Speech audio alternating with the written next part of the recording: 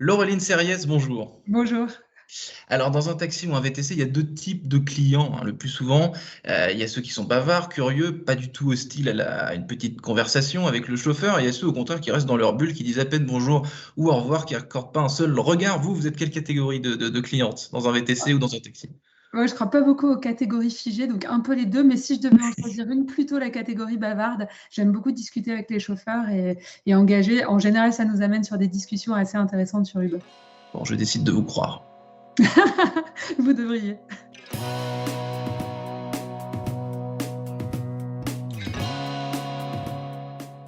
Bonjour à tous et bienvenue au Talk Décideur du Figaro en visio avec aujourd'hui sur mon écran et sur le vôtre Laureline Serriès, DG de l'américain Uber en France. Uber qui fête ses 10 ans. Hein. Déjà, on se souvient tous de ce moment un peu étonnant où on voyait des véhicules se balader comme ça sur une application smartphone. C'était il y a déjà si longtemps. Est-ce que vous avez été, vous, early adopteur de ce service? Est-ce que dès que, bien avant d'y travailler évidemment, est-ce que dès que c'est sorti, vous êtes rué dessus ou alors vous avez attendu quelques mois voilà. Alors moi, à l'époque, je travaillais chez Google, à l'époque où Uber est sorti en France, est arrivé. Et donc, on avait les yeux évidemment déjà très tournés vers la tech. Je l'étais de par mon métier, mais aussi par intérêt personnel. Et donc, oui, j'ai fait partie des tout premiers, je ne le savais pas à l'époque, mais des early adopters d'Uber. Et donc, j'ai suivi la trajectoire de l'entreprise depuis ses débuts, effectivement. Et d'ailleurs, les débuts remontent à même avant le lancement d'Uber en France, puisque l'idée même d'Uber est née en France en réalité. À la fin 2008, les deux cofondateurs d'Uber se trouvaient à Paris par une nuit d'hiver. Ils ne trouvaient pas de taxi et c'est là qu'ils ont l'idée d'Uber, effectivement. Et Paris est la première ville au monde qu'ils choisissent pour lancer le service en dehors des États-Unis. Donc, Mhm. toute une histoire. Donc c'était pas il y a 10 mais il y a 12 ans finalement, c'est ça que vous nous dites, L'idée est Laure née, exactement, il y a Serriès. plus que ça, c'est exactement ça. Mm. En 10 ans, justement, on va rester sur le lancement, 12 ans si vous voulez. Qu'est-ce qui a fondamentalement changé chez Uber depuis le départ, que ce soit dans l'utilisation, dans les objectifs? Qu'est-ce qui a changé en 10 ans? Alors, beaucoup de choses ont changé, évidemment. La première chose qui a beaucoup changé, c'est la place qu'Uber a développée, évidemment, dans notre quotidien. À l'époque, Uber était le nom d'une petite start-up que personne ne connaissait. Aujourd'hui, c'est le nom carrément d'une catégorie. On dit prendre un Uber, on ne dit pas prendre un VTC. Donc, il y a l'ampleur qu'a pris le phénomène Uber quelque part en 10 ans en France. Et ça se retrouve dans les chiffres. On est parti la première année, on finissait la première année avec 14 000 clients en France. On termine l'année 2021 avec 5 millions de clients en France. En 10 ans, ce sont 350 millions de trajets qui ont été pris. Donc, c'est colossal. Ça, c'est la première chose, évidemment. Et puis, au démarrage, Uber, c'était ce service de VTC que vous connaissez tous. Les produits se sont multipliés. Vous avez des différents niveaux de gamme dans l'application, mais vous avez aussi l'accès à des trottinettes, à des vélos électriques, aux scooters de CityScoot. Vous avez Uber Eats qui a été lancé 5 ans plus tard. Donc, évidemment, l'activité s'est beaucoup développée. On reparlera de cette diversification justement du business ensuite, mais donc vous l'avez dit, de plus en plus de clients, de plus en plus de chauffeurs, un essor, une croissance, enfin classique hein, quand on est une startup qui marche. Il y a de nombreux clients depuis quelques mois qui ont remarqué un temps d'attente un peu plus élevé, des difficultés à trouver un chauffeur, parfois des annulations au dernier moment, ce qui fait il y a certaines personnes qui sont déçues. Comment est-ce que ça s'explique ce genre de choses qui arrivent? Ça m'est arrivé personnellement aussi. Est-ce que c'est la concurrence? Est-ce que c'est des chauffeurs qui sont plus difficiles à convaincre de se rendre quelque part? Expliquez-moi un peu les coulisses de cette fiabilité parfois douteuse. C'est comme ça.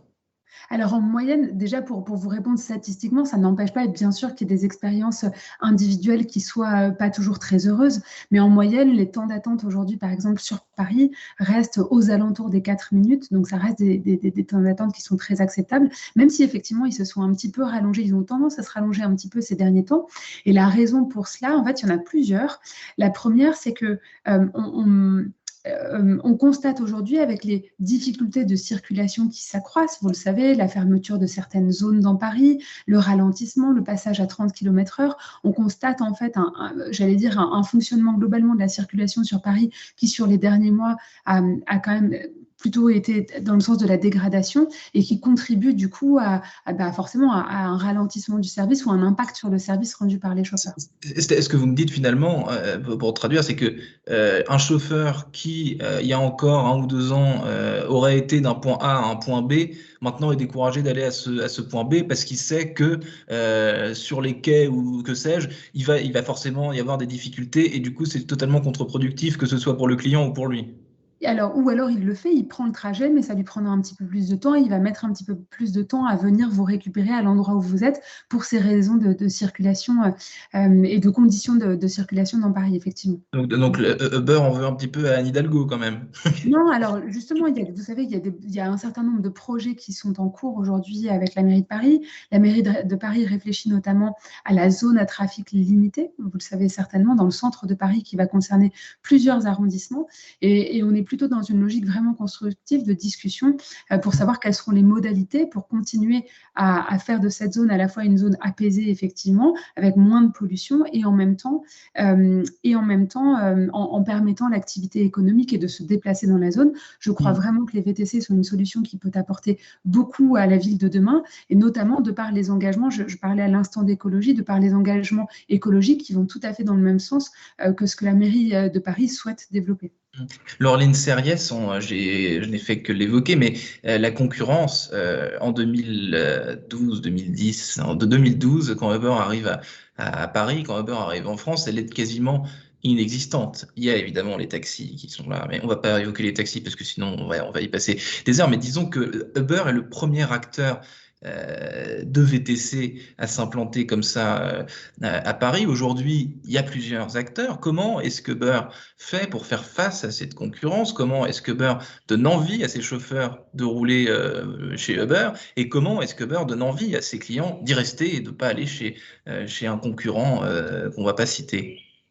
Alors aujourd'hui, en fait, vous avez effectivement, j'ai cité tout à l'heure le nombre d'utilisateurs, 5 millions sur l'année 2021, donc c'est colossal et c'est un record en 10 ans. Donc j'allais dire, les clients qui s'intéressent à Uber ont continué à se développer avec l'entreprise, je dirais, au gré des 10 dernières années. Aujourd'hui, de la même manière, vous avez 30 000 chauffeurs qui sont actifs sur la plateforme Uber. Ils sont tous revenus après, j'allais dire, après les derniers mois qui ont été effectivement plus difficiles en termes d'activité et pour cause. Donc on ne constate pas du tout, j'allais dire, on constate plutôt une continuité dans la croissance et le développement de la plateforme. Ça, c'est la première chose qu'il est important de souligner, même si effectivement le contexte actuel fait que l'activité n'a pas repris à 100% sur tous les fronts par rapport à l'avant-Covid. Et maintenant, qu'est-ce qu'Uber fait pour ses chauffeurs? Uber fait énormément de choses. De la même manière pour les passagers, je vais vous citer quelques éléments comme ça. Mais par exemple, pour les chauffeurs, Uber est l'entreprise qui a pris des engagements les plus, j'allais dire, les plus profonds en matière de transition écologique, en s'engageant par exemple à mettre à disposition un fonds de 75 millions d'euros à horizon 2025. Ces 75 millions d'euros seront entièrement à destination des chauffeurs pour les aider à financer l'achat d'un véhicule électrique. Uber est la seule plateforme à avoir annoncé une telle chose, par exemple, en France aujourd'hui, où Uber a également pris des engagements et nous avons souscrit, par exemple, à une protection santé auprès de l'assureur AXA qui est financé 100% par Uber. Et là, à nouveau, la couverture la plus complète du marché. Donc, on essaye d'avoir une approche qui soit vraiment la plus, j'allais dire, la plus engagée possible auprès de nos chauffeurs. Vous l'avez dit tout à l'heure, on en a un peu parlé, mais Uber, aujourd'hui, ça se résume plus au monde des VTC et aux chauffeurs. Il y a des trottinettes, il y a des vélos, il y a tout un tas de choses qui ressortent de la mobilité urbaine. Du coup, ça fait beaucoup plus de travail pour vous. Évidemment, quelle activité aujourd'hui vous prend le plus de temps et le plus d'efforts, si je puis dire? Qu'est-ce qui mobilise le plus de travail? Alors, j'allais dire qu'il y a deux facettes différentes.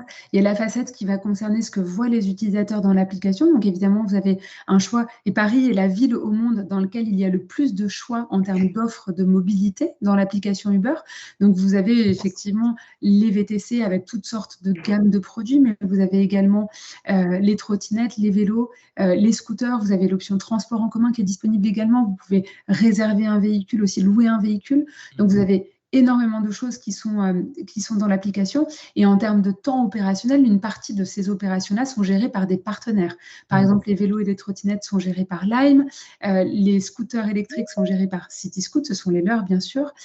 Et donc, en termes opérationnels, l'activité qui est directement pilotée par Uber est celle de l'activité VTC en tant qu'intermédiaire, bien sûr, entre les chauffeurs d'un côté et les passagers de l'autre. Donc, opérationnellement, c'est là qu'on a le plus d'engagement. Entendu, vous avez travaillé, vous l'avez dit tout à l'heure, Laureline Serriès, chez Google, vous avez travaillé aussi au BCG. Quelles qualités, quelles compétences ont été décisives quand vous avez obtenu ce job chez Uber? Pourquoi est-ce que c'est vous qu'on est venu chercher et pas quelqu'un d'autre finalement? Alors, je ne sais pas si je suis la meilleure personne pour répondre à cette question. J'ajouterai simplement que j'ai aussi travaillé pour le Crédit Agricole et j'ai été la directrice de la transformation digitale pour l'une de leurs filiales qui s'appelle Crédit Agricole Consumer Finance. Et dans tout ça, en fait, peut-être que ce qui caractérise mon parcours, c'est à la fois l'affinité très forte avec le domaine de la technologie, mais aussi une affinité particulière et personnelle pour la capacité, la volonté d'emmener la transformation. C'est ce que j'ai fait au Crédit Agricole en conduisant la transformation digitale. Et aujourd'hui, chez Uber, il me semble qu'on a une phase justement de transition, de transformation qui est extrêmement importante également. Je parlais tout à l'heure de la transition écologique, c'est un axe extrêmement important sur lequel j'ai travaillé depuis mon arrivée, mais également même la transformation, la continuité dans l'évolution de notre modèle, notamment dans la manière dont nous opérons avec nos chauffeurs. C'est quelque chose d'extrêmement important. Et c'est donc comment allier à la fois la technologie, la puissance de la technologie, et à la fois la meilleure adéquation avec l'environnement dans lequel on opère, que ce soit l'environnement social en l'occurrence ou l'environnement tout court, l'écologie. Laureline Serriès, merci infiniment d'avoir répondu à mes questions pour le Talk Décideur du Figaro. Je vous souhaite une excellente fin de journée et bonne route, que ce soit à trottinette, à vélo ou en voiture. À bientôt. Merci beaucoup à vous, au revoir.